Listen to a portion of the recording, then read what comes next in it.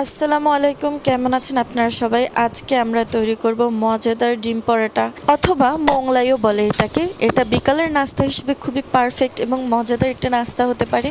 তো মোংলাই অথবা ডিম পরোটা বানাতে আমাদের কি প্রয়োজন? ডিম হচ্ছে মেইন ইনগ্রিডিয়েন্ট। তো আমরা কিছু তিনটে ডিম ভেজে নিয়েছি, 3 রকমের করে লম্বালম্বি করে ডিম ভেজেছি, কারণ আমাদের মোংলাই সাধারণত লম্বা হয় এই জন্য।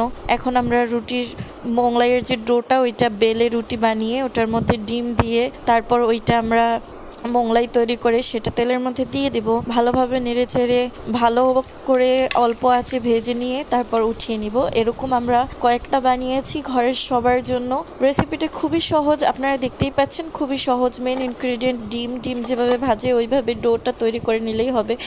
আর অথবা আপনি আরও কিছু অ্যাড করতে পারেন, যেমন ধনিয়া পাতা, টমেটো, আর আপনার যেটা ভালো লাগে সবজি। আর তারপর কিন্তু আমাদের মজাদার একটা বিকালের নাস্তা তৈরি হয়ে গেল। এই নাস্তাটা আপনি আপনাদের বাচ্চাদের তৈরি করে খাওয়াতে পারবেন খুবই সহজে আর অনেক মজাদার। আমরা এটাকে পরিবেশন করব কিছু পেঁয়াজ এবং কাঁচামরিচ কেটে তার সাথে, কারণ আমার এই ধরনের তেলের খাবারের সাথে পেঁয়াজ আর কাঁচামরিচ আর সস অনেক ভালো লাগে, এই জন্য আমি সেটা করে নিচ্ছি। আর আমার আম্মু এটা পরিবেশন করার জন্য কেটে নিচ্ছে। এটা কেটে অনেক সুন্দর করে আমরা পরিবেশন করে নিলাম। দেখুন, যেমন সুন্দর লাগছে তেমন কিন্তু খেতেও মজাদার লাগবে। ও কি যেন মিসিং রয়ে গেছে, ও সস।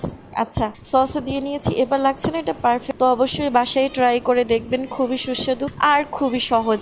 বাসার খাবার খান, সুস্থ থাকুন। আল্লাহ হাফেজ।